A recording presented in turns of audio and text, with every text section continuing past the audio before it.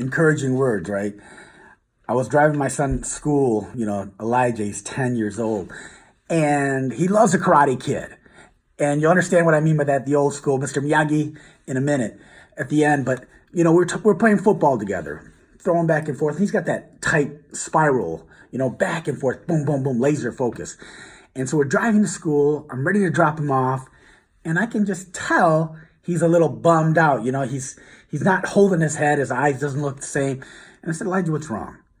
And he said, Daddy, I want to throw the long ball. And I said, you're 10. I go, eventually you're going to get big and strong. You'll be able to throw that ball long. Don't worry about that. Now, I'm not letting him play tackle football.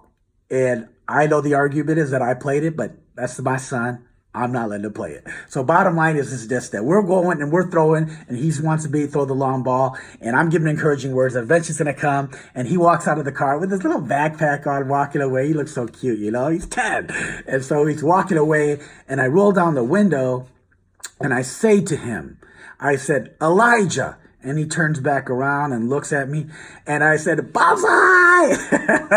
And he looked at me, and I go, Banzai, Daniel son, Banzai, Banzai! And then he starts walking away. He's got a little pep in his step, and he's smiling a little bit. Now, why did I do that? Because, guys, sometimes what happens is that we talk to people, we encourage them, we give them positive things, but they still got this internal conversation going on in their head. And so we have to shock them to get them getting that conversation out of their head. And it literally changes their whole physiology. They feel better. They got a different pep in their step. And when that starts happening, then later on, they absorb the conversation, the positive things, the encouraging things that you just said to them. And so we always want to leave people, right? Always better than we found them. All right, guys, have a great day.